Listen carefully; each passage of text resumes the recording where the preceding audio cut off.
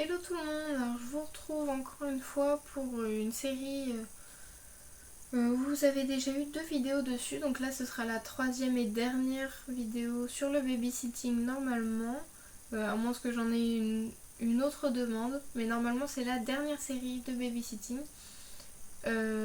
Donc ce sera aujourd'hui sur des activités à proposer aux enfants que vous gardez en babysitting, ou même si vous êtes grande sœur ou grand frère ou quelqu'un de la famille, ou vous gardez un enfant, peu importe le statut que vous avez.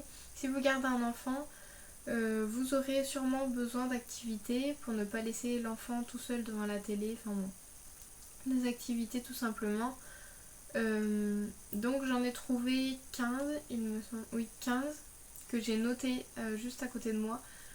Donc je vais vous les dire, j'ai essayé de les trier un petit peu par ordre et de trouver des choses variées. Donc la première chose qui n'est pas forcément la meilleure, c'est les films, dessins animés pour les plus petits. Ça forcément c'est pas vraiment une activité, mais parfois ça peut vous permettre aussi de souffler ou de les calmer. Même un dessin animé, par exemple un épisode de, je sais pas, je dis n'importe quoi, un épisode de Dora par exemple qui va durer peut-être 20 minutes, ça, et puis vous leur dites vous regardez ça et puis ensuite on fera autre chose. Au moins tout le monde est content, mais pas des films à rallonge ou tout l'après-midi ou toute la soirée, parce que ça vraiment c'est pas bon et c'est pas du babysitting en plus, c'est ça le pire. Ensuite, la deuxième chose que je pourrais vous donner, ce serait chanter des chansons. Donc des chansons que vous trouverez sur internet, des chansons que les enfants que vous gardez ont en livre ou en CD, des chansons que vous pouvez inventer avec l'enfant, ça peut être une occupation, alors bien sûr ça dépend de l'âge des enfants. Troisième chose, ce serait les histoires. Donc des histoires pareilles, des histoires que vous inventez ou que l'enfant invente. Vous pouvez donner un début d'histoire et l'enfant trouvera la fin de l'histoire, enfin devra vous la raconter. Ça peut aussi jouer sur son imagination, donc ça peut être très sympa. Ou tout simplement des histoires sur les livres. Donc vous lui lisez un livre. Donc ça peut être quelque chose, enfin c'est un basique mais qui est très très utile. Ensuite, quatrième chose, imprimer des images ou les découper et puis les coller sur une feuille et les faire deviner aux enfants. Donc par exemple, vous prenez une feuille, vous imprimez des images d'objets du quotidien, par exemple une brosse à dents, vous le collez sur une feuille, vous collez plusieurs images et vous dites par exemple, enfin après il y a des variantes. Vous dites à l'enfant où est la brosse à dents et puis il va devoir retrouver dans toutes les images brosse à dents, hop, il vous montre avec son doigt. Ou tout simplement, si vous avez les images, vous lui montrez cette image et puis il va devoir vous dire le nom. Donc ça peut jouer aussi au niveau mémorisation, donc pas avec des enfants bien sûr de 6 ans qui savent ça comme nous on le sait, mais des enfants plus petits qui sont en train d'apprendre les nombres d'objets et tout ça, ça peut être un moyen de les faire travailler tout en s'amusant. Voilà. Cinquième chose, c'est les jeux ensemble. Donc faire l'avion par exemple avec l'enfant, le prendre à bout de bras et faire l'avion. Alors attention, je dis pas secouer l'enfant parce que ça c'est très dangereux, mais faire l'avion, faire le cheval sur vos cuisses par exemple. Après, si l'enfant a 6 mois et plus, vous pouvez faire des découvertes de formes et de matière, lui donner une bouteille vide et puis lui faire découvrir, lui faire des chatouilles, enfin jouer ensemble. Et après, si c'est un enfant de 5 ans et plus, ça peut être plutôt de la lecture comme je vous l'ai dit juste avant. Ensuite, sixième activité que je peux vous proposer, c'est les gommettes. Alors pourquoi des gommettes? Parce que souvent on dit faire des dessins avec les enfants, donc dessins avec des feutres ou des crayons de couleur. Si vous avez plusieurs enfants à gérer, c'est pas très simple de gérer les feutres s'ils s'en mettent partout, s'ils écrivent sur la table.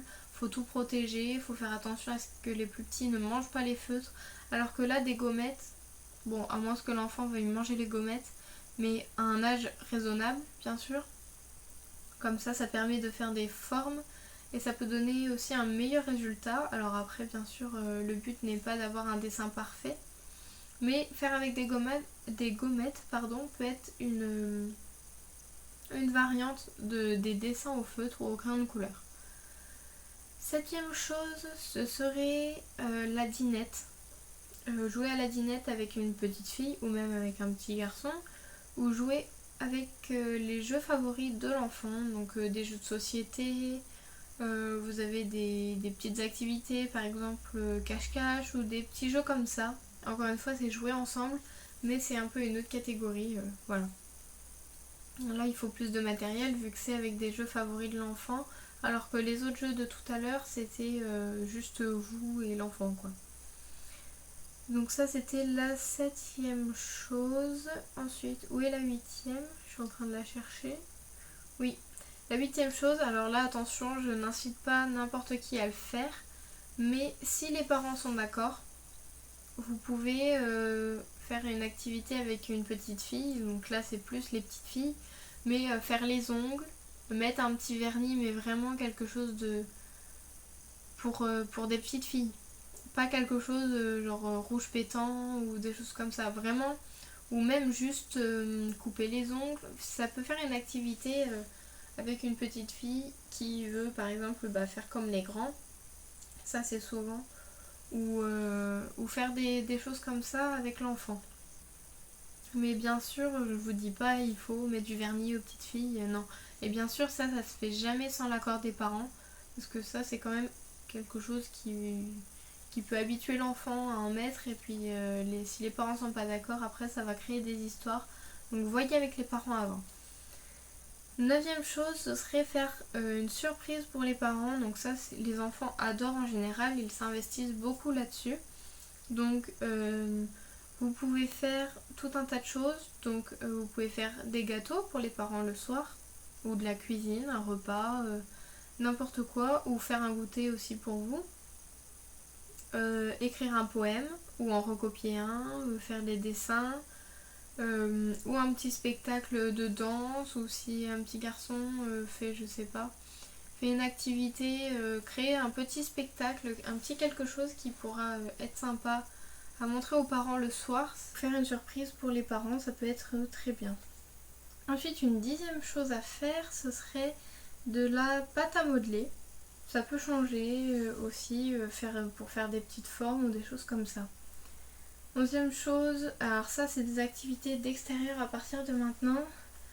La onzième chose, ça peut être de faire du vélo dehors ou de la trottinette.